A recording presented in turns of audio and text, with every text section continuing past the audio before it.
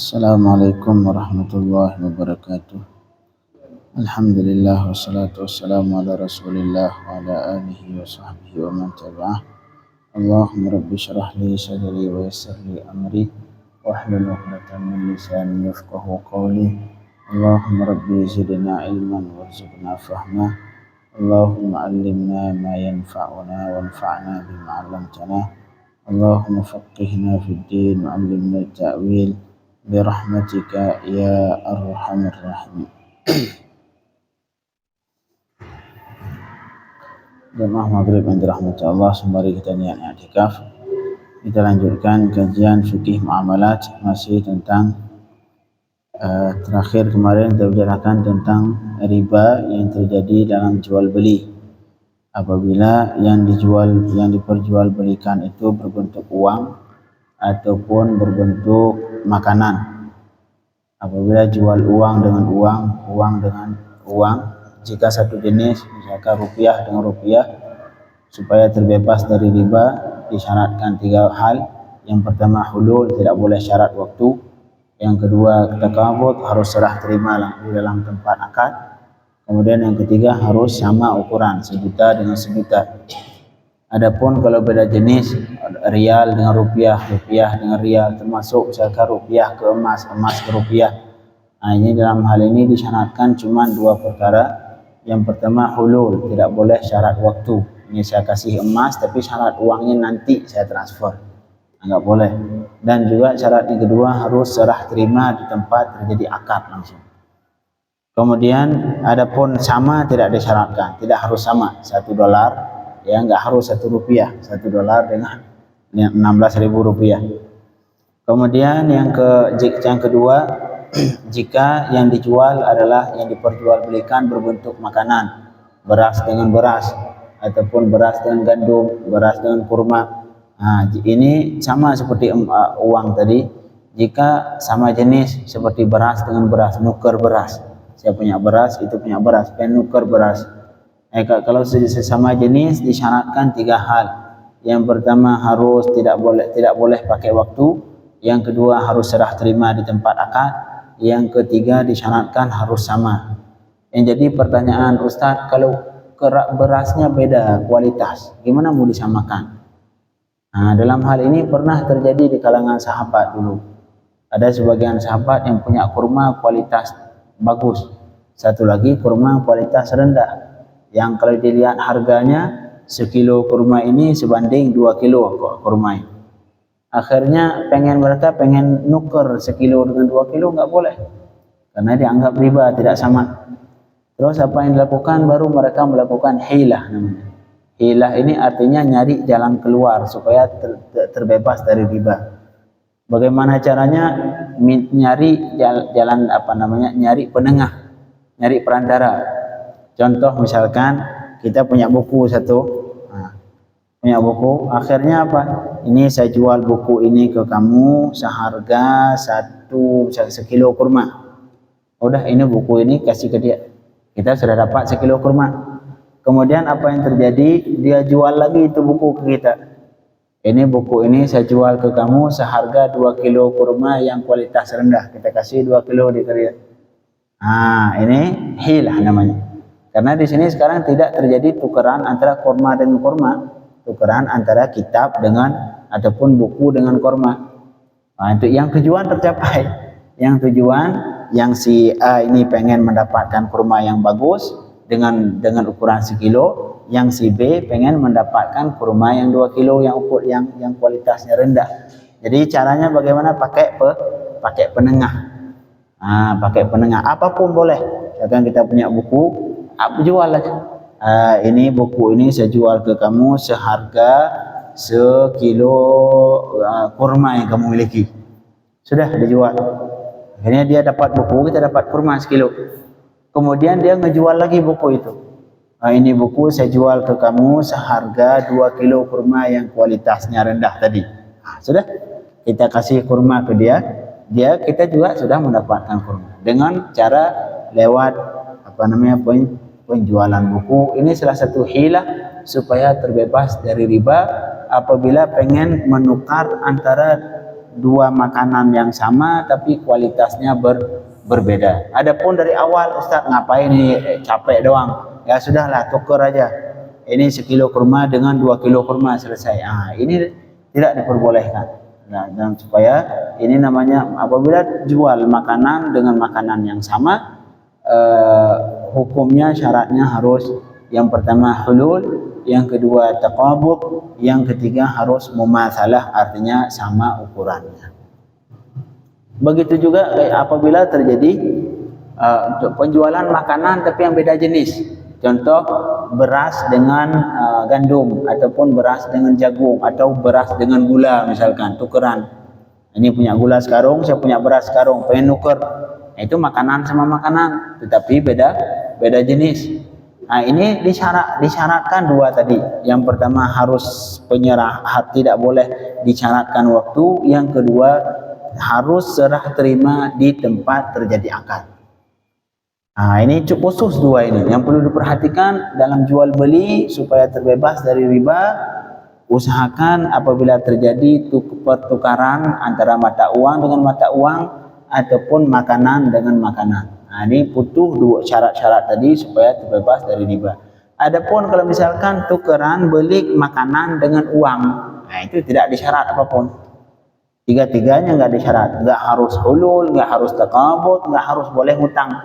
Apabila terjadi pertukaran antara uang dengan makanan, ataupun kitab dengan HP yang bukan makanan, yang nggak ada ataupun makanan di sebelah pihak, di satunya makanan, satunya kitab misalkan, boleh.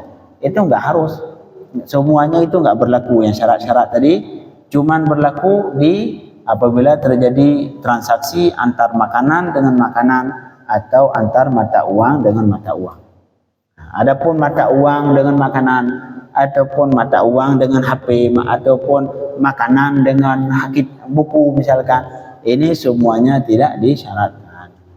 Nah, cuman disyaratkan yang jual beli biasa, syarat-syarat jual beli biasa. Marhaba. Seakan-akan kita ini biar kita bisa mengakali sesuatu supaya jadi halal. Iya. Kalau misalnya jadi zakat, supaya saya tidak mengeluarkan zakat, saya beli barang, selesai itu jual lagi, supaya tidak mengeluarkan zakat. Nah, itu banyak terjadi hukumnya. Kalau lari dari zakat, hukumnya haram dari zakat. Walaupun ada sebagian ulama mengatakan boleh-boleh saja, makruh. Tapi ada yang hampir sama gitu. Kalau ini bukan lari, karena itu kalau itu berbentuk ibadat. Ibadat yang diwajibkan oleh Allah Subhanahu wa taala, kemudian kita nyari hilah jual barang biar enggak wajib zakat. Tapi dalam hal kalau di sini bukan hal ibadat tapi transaksi. Cuman apabila kita pengen transaksi benda yang di situ ada kemungkinan terjadi riba, sedangkan kita saat itu membutuhkan. Nah, caranya seperti tadi. Itulah nyari solusi, nyari jalan pakai penengah. Ini sama persis seperti halnya musabaqah. Dalam Islam, musabaqah itu yang diperbolehkan perlombaan. Ada apa musabaqah dalam Islam? Perlombaan dalam yang dibolehkan perlombaan cuman hal-hal yang di situ ada bertujuan untuk perang, seperti lomba misalkan memanah. Itu dibolehkan berlomba memanah, tapi boleh pakai uang sekaligus. Misalkan kita manah berdua, kalau ngasih uang dua-dua tidak boleh. Misalkan udah kita saling manah, siapa yang menang saya 100, kamu 100. Siapa yang menang ntar ngambil semua 200. Nah, kalau seperti ini dianggap maisir, judi. Adapun caranya bagaimana kalau pengen itu? Ada kala satu yang nanggung uang. Udah, ini 100.000 kalau saya menang, kalau kamu menang ini uang buat kamu. Nah, itu boleh, itu enggak judi. Karena satu doang yang membayar. Ataupun kalau pengen bayar dua-dua, tapi harus ada penengah. Harus ada orang ketiga yang dia enggak ngebayar. Kata ini kalau misalkan ini ntar kita akad sama dia.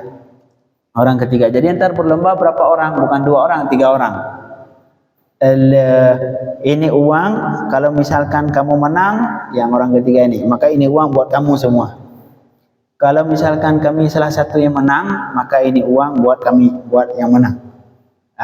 Sebab ini harus ada penengah, diperbolehkan musabaqah. Tapi musabaqah yang diperbolehkan, yang perlu diingat adalah kadang-kadang sering terjadi kita menganggap remeh hal seperti ini. Terjadi di perlombaan kadang-kadang berbentuknya judi. Contoh main golf misalkan, ini sering terjadi. Subhanallah, udah saya 1 juta, kamu 1 juta, ntar siapa yang menang buat saya. Judi, naudzubillah min dzalik. Atau marhaba. Kalau perlombaan yang misalkan ada perlombaan musabaqah atau apa, apabila uangnya dari pihak yang lain, misalkan dari presiden, ini piala presiden, labas. Tapi yang terjadi kadang-kadang apa? Yang terjadi dipungut. Siapa yang mau main bayar 1 juta. Siapa yang main dikumpulin uang jadi 20 grup, ntar 20 juta. Siapa yang menang buat dia. Ini perlu dicek kembali. Itu yang lahir bagian dari judi. Bagian dari judi. Cuma yang perlu diingat, olahraga dalam Islam yang berhak untuk diperlombakan dengan uang, seperti ini, itu khusus di perlombaan yang ada unsur membantu peperangan, balap kuda, ataupun balap onta, atau termasuk di berenang. Sebagian ulama membolehkan, sebagian mazhab membolehkan di berenang. Adapun perlombaan yang enggak ada hubungan, main bola, apa hubungan sama perang, main bola, baru digertak pesawat senjata aja udah pada lari semua. Adapun main-main yang lain yang enggak ada bantuan untuk latihan perang. Tapi memanah bagus, olahraga memanah itu disunnahkan. Sunnah kita olahraga yang bentuk memanah. Naik kuda itu sunnah. Subhanallah. Jadi itulah namanya dalam Islam ada namanya hilah. Tapi ada 2 hilah dalam fikih Islam, itu ada 2. Ada yang hilah yang tidak diperbolehkan. Ada yang hilah yang diperbolehkan. Seperti tadi. Hilah yang tidak diperbolehkan seperti hilah yang dilakukan Yahudi. Itu Yahudi dulu. Kata Allah, jangan mancing ikan di hari Minggu. Ya khair. Jangan katakan mereka hari Minggu itu haram mancing. Padahal itu hari Minggu ikannya paling banyak. Akhirnya ini Yahudi ngapain dia? Syaitan, Masya Allah, datang iblis menjelma sebagai manusia, ngasih solusi. Ya kan kalian ini nggak boleh mancing, nggak boleh ke laut hari Minggu. Ya nggak usah ke laut hari Minggu. Tapi nanti sore Sabtu kalian bikin kolam. Samping laut, di tepi laut bikin kolam yang dalam. Ntar sore Sabtu buka. Pagi Sabtu buka. Antar giliran ikannya di hari Minggu kan. Memang saat itu memang ujian sama Allah. Ujian, diberikan cobaan untuk mereka. Itu hari Minggu mereka dilarang mancing, sedangkan ikan paling banyak hari Minggu. Akhirnya datang dapat tipuan dari iblis, dikasih solusi sama iblis.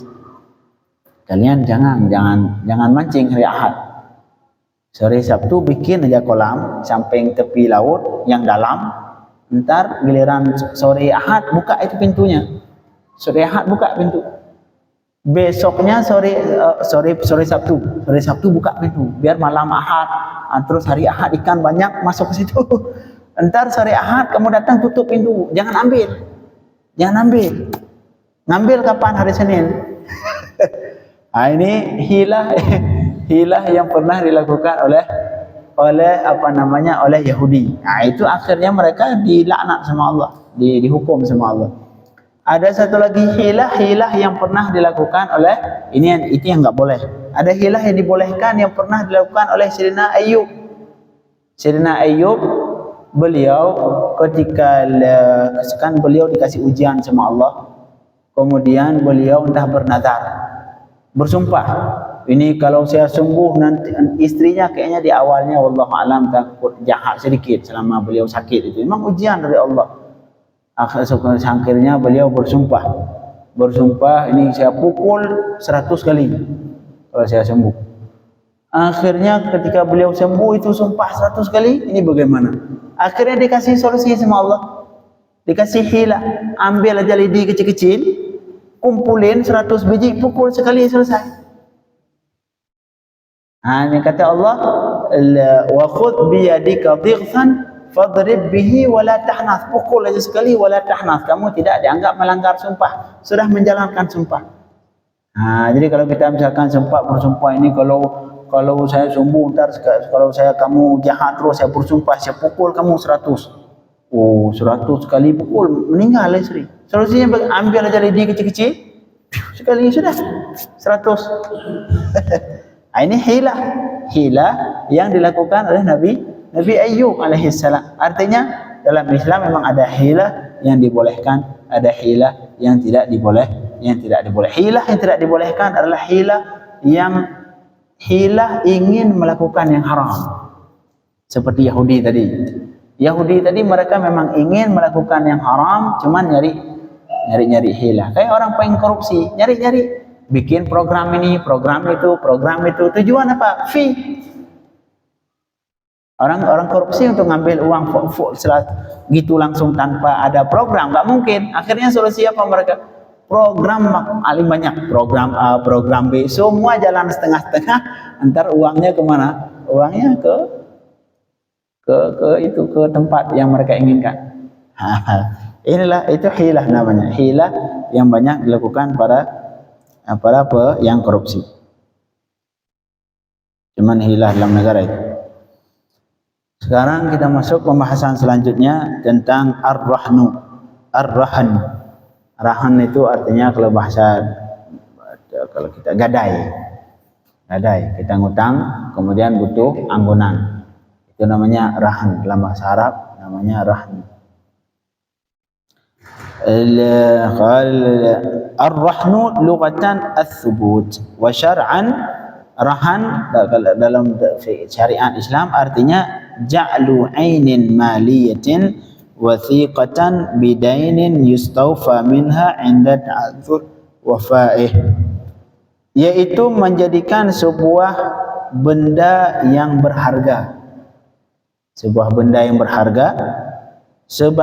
wathiqah, sebagai jaminan untuk utang, yang fungsinya untuk apa jaminan tadi? Fungsinya untuk dibayar utang dari jaminan itu, dari benda tadi ketika tidak mampu membayar. Itu tujuan dasar rahan. Walaupun sekarang kadang-kadang rahan sudah berpindah dari tujuan dasar. Yang pada dasarnya syariat gadai disyariatkan dalam Islam untuk membantu orang hutang. Kita ngutang, ngasih utang ke orang, ngasih uang ke orang, cuman kita takut nanti dia mungkin jatuh miskin, nggak sanggup ngebayar. Akhirnya kita juga butuh jaminan yang jika jatuh tempo ia tidak ngebayar, maka kita ambil benda tadi kita jual. Benda ini kita jual, kemudian dari hasil penjualan kita ambil jatah hutang kita. Itu yang tujuan dasar. Yang sekarang kebalik. Sekarang orang ngasih hutang pengen digadai sesuatu untuk dipakai sama dia. Ini juga bermasalah. Jadi berpindah dari tujuan pokok. Yang pada dasarnya tujuan dari rahan itu sendiri khusus sebagai jaminan doang. Jadi sebagai jaminan yang sekiranya dia nggak sanggup ngebayar, itu benda dijual, nanti ada hasil penjualan ambil buat utang gitu.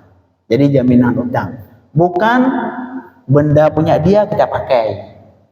Itu tidak lagi, itu sudah berpindah dari tujuan rahan itu sendiri. Cuma ntar jadi pertanyaan, boleh pakai atau tidak boleh pakai, itu bab lain. Tapi yang sekarang yang kita bahas tentang bahwa rahan itu sudah rahan ataupun gadai pada dasarnya disyariatkan cuman sebagai jaminan utang, bukan untuk kita manfaatkan itu. Jadi kalau misalkan kita gadai motor, itu motor tetap siapa yang berhak pakai? Tetap berhak si pemilik motor. Cuma nanti ada undang-undangnya, naruh motor di mana, simpan motor di mana, supaya ntar diambil motor dijual sama dia ke orang lain. Artinya itu juga harus ngambil surat motornya diambil, STNK-nya ataupun diambil. Tujuan yang ataupun emas kita pegang. Tapi bukan itu emas kita pakai. Jangan. Itu jadi benda yang dijadikan sebagai bendarahan tetap kepemilikannya masih tetap milik si yang hutang. Nah, yang sekarang gadai secara syar'i gimana? Yang mana? Gadai. Oh, gadai sekarang. Jadi yang pada dasarnya gadai terjadi karena ada sebelumnya ada namanya utang. Jadi pertama hutang dulu, baru untuk menjamin hutang gadai. Yang jadi permasalahan sekarang terutama di pegadaian yang bukan syariah, itu terjadi permasalahan bukan di gadainya, di utangnya. Oh, di kita ngutang 1 juta, bayarnya 1,5 juta, ntar ngasih jaminan. Nah, jadi itu permasalahannya. Jadi itu namanya ribal qarad. Sehingga ada kaidah ulama garis bawahi itu kullu qardin yajurru manfaatan lil muqrid fahuwa riba. Setiap utang piutang yang di situ dalam akadnya ada syarat yang kembali manfaat untuk si yang ngasih hutang. Si yang ngasih hutang kemudian saya syaratkan syarat itu memberikan manfaat untuk yang ngasih hutang, maka itu disebut riba. Fahuwa riba. Contohnya seperti ini saya ngasih hutang 1 juta tapi syarat nanti bayar 1,1 juta. Nah, itu riba. Ataupun seperti ini saya kasih utang tapi syarat kamu ngasih motor, syarat motor itu saya pakai. Itu riba. Adapun kalau yang terjadi sekarang di sebagian tempat tidak disyaratkan dalam akad.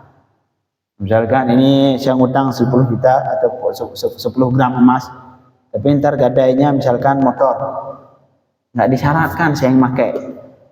Nah, dalam akad, dalam transaksi tidak disyaratkan bahwa motor itu harus saya pakai, nggak disyaratkan. Tapi nanti si yang punya motor karena merasa ini saya sudah dibantu dengan dikasih utang, udahlah motor ini pakai aja sama bapak sudah mau ngebantu saya, pakai aja. Jadi itu atas ikhlas dari pihak si yang utang, bukan disyaratkan dalam akad. Kalau disyarat dalam akad, riba. Kullu qardin yajurru naf'an lil muqrid fahuwa riba. Ini kaidahnya. Setiap utang piutang yang di situ disyaratkan ada manfaat yang balik ke si yang ngasih hutang, maka itu utang itu mengandung riba. Riba namanya ribal qarad. Jadi ngasih 1 juta, bayar 1,1 juta. Gadai syariah, kembali ke tadi hilah lagi. Karena gadai syariah seperti saya pernah membaca wallahu alam itu, karena walaupun seperti itu belum pernah gadai. Ya Rob, semoga saya dijauhkan dari hutang. Apapun dari hutang, saya berusaha untuk menjauhi hutang sebisa mungkin. Walaupun kartu kredit, itu kartu kredit utang. Walaupun kita kadang-kadang nyaman kartu kredit. Enggak, itu utang. Dalam Islam utang tidak dianjurkan. Bayar cash langsung. Lebih baik mahal.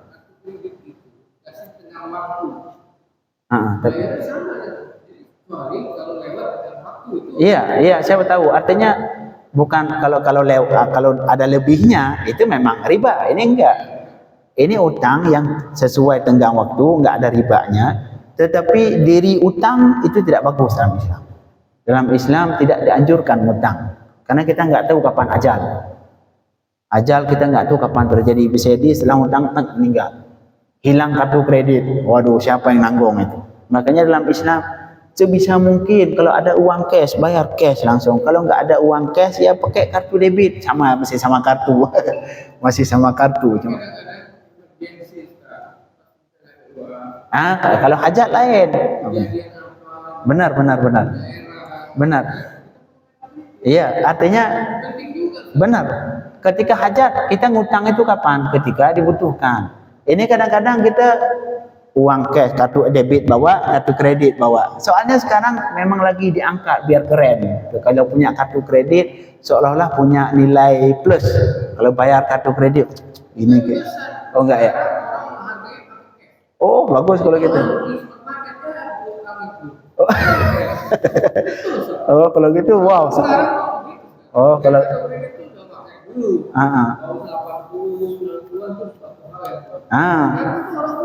Oh, kalau gitu khair, alhamdulillah. Jadi takutnya dalam pikiran orang sekarang kalau kredit itu kayak, oh ini kayaknya orang wow. Soalnya kartu kredit itu nggak bisa dimiliki oleh sembarang orang. Nah, kartu kredit itu harus punya saldo sekian. Oh. Artinya kembali ke itu tak kecuali kalau hajat. Kalau tanpa hajat berusaha menghindari ngutang. Kredit utang. Kredit cuman bahasa ada yang diganti. Enggak dipakai. Ini saya ngutang ya, enggak enak pakai kredit. Ya ujung-ujungnya ngutang. Ntar bayar di akhir bulan. Sekarang diganti nama lagi pay later. Wah, masya Allah, namanya bagus, subhanallah. Namanya bunga pay later kredit. Oh, masya Allah. Ujung-ujungnya kalau kita cek ini ngutang, apa susahnya? Ini saya ngutang ya, nggak berani ngomong ngutang. Tapi kalau kredit berani. Subhanallah. Kita di kotak-katik, kotak kita sama nama, sama istilah. Tadi masalah gadai, kan biasa itu misalnya sawah, digadaikan, dikasih minta uang misalnya 1 juta, Marhaba. dia pegang sawah saya, itu hasilnya riba. Kalau misalnya dipegang sama yang kalau disyaratkan dalam akad itu pasti riba. Misalkan ini saya ngasih utang, syaratnya ngasih sawah dengan syarat sawah itu saya yang garap. Oh, kalau disyarat dalam akad pasti riba. Tapi kalau nggak disyarat dalam akad, udahlah ini gadainya sawah sudah. Nanti atas inisiatif dia sendiri yang punya sawah, sudahlah Pak. Berhubung Bapak sudah ngebantu saya, ini sawah ambil aja Bapak garap aja. Lah Mas. Itu di situ masih walaupun masih khilaf. Ada ulama mengatakan ini tidak bagus ataupun masih dianggap dianggap yang adat ini dianggap syarat dalam akad, tapi masih ada toleransi lah. Tapi kalau disyarat dalam akad, ini syaratnya saya gadaikan saya utang, saya kasih utang 1 juta dengan syarat ada gadai, tapi syaratnya itu sawah harus saya garap, ataupun kalau kamu garap nanti berapa persennya ngasih ke saya. Oh, nah itu masalah. Tapi kalau enggak disyarat lain. Kalau enggak disyarat dalam akad, atas setelah terjadi atas inisiatif ikhlas dia sendiri, dia merasa saya bantu dia balik, nah, itu silahkan. Nah, tapi yang bermasalah kalau disyarat dalam akad itu pasti riba.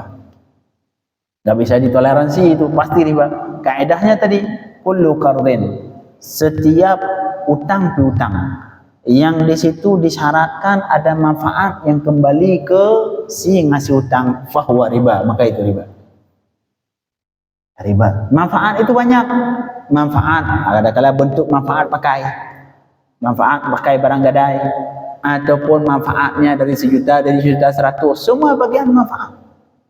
Semua riba. Tapi ini berlaku kapan? Kalau disyarat dalam akad. Tapi kalau misalkan kita ngasih utang 1 juta ke orang, kemudian dia ngebayarin nggak syarat nggak apa, dia ngebayarin 1 juta 100, bagus.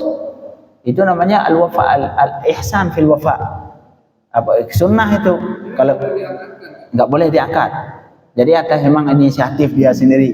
Kita yang ngutang juga harus punya adab. Kalau kita ngutang ke orang, kita butuh minta utang, Pak mohon saya minta utang 1 juta. Itu sunnahnya nanti ketika bayar lebihin. Jangan, saya pernah terjadi ngutang $100. Allah ya Pak, itu kawan saya ngutang $100, Pak diaman loh. 100 diaman itu kalau nuker $100 bulat dengan pecahan beda harga. Pas tuker ke realnya beda. Jadi jauh itu bedanya. Saya ngasih utang dia 100 bulat, tiba-tiba dikembaliin pecahan. Waduh, itu pun harus lama nunggunya, dipecahin dikasih pecahan. Kata dia ini kan 100 juga. Aduh, 100 ya, tapi kan saya nggak pakai dolar, saya pakainya ntar real, saya tukar otomatis turun harga. Nah seperti ini muskilah. Memang kalau kita masih hitungan ya masih 100 sama, tapi turun. Nah ini kurang tidak dianjurkan dalam Islam. Kalau kita ngutang, ntar pas bayarnya sunnah melebihkan, tapi jangan disyarat dalam akad. Jangan syarat. Ada orang utang, dia keluarin cek, utang 1 juta, dia keluarin cek 50. Pak ini jaminan saya ini ambil, gimana? Oh kalau nggak disyarat dalam akad boleh. Selama nggak disyarat dalam akad. Jadi cek itu diambil dari Tempo. Oh. Boleh kan? Dia kasih sendiri, dia tambahin. Jadi saya ngutang 1 juta. Ya, dia utang sejuta misalnya. Heeh. Ditulis cek dari temponya 3 bulan lagi. Sejuta 50 ditulis. Dia bilang, Oh nanti setelah sebulan ambil uangnya nih. Ada. Tapi kalau di syarat ini saya ngutang syarat. Syaratnya itu bisa jadi di 12. dari dirinya sendiri. Ah, Yang ngasih itu dari dirinya itu dia ngebayar lebih.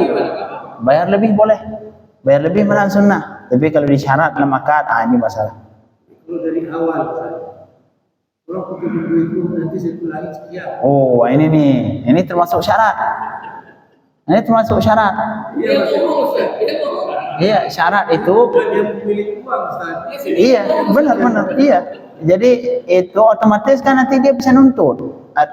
Apa makna di syarat dalam akad? Di syarat dalam akad artinya dua belah si pihak yang ngasih utang nanti ada kemungkinan untuk nuntut. Nah itu makna di syarat dalam akad. Karena sesuatu sudah disyarat itu. Jadi syarat ini nggak harus dari yang ngasih utang, termasuk dari yang utang. Ini saya ngutang sudah nanti Pak, saya syarat nanti saya bayar. Sama. Jadi enggak, artinya apa nanti dia ketika enggak dibayar lebih dia berhak nuntut. Nah, ini muskilah. Tapi kalau enggak disyarat artinya kalau nanti dia ngebayar enggak lebih, apakah yang ngasih utang berhak nuntut? Enggak berhak. Nah, jadi syarat itu ada kala dari pihak yang ngasih utang, ada kala pihak yang utang dia yang mensyaratkan sendiri. Udah bilang enggak usah. Wallahu a'lam bishawab.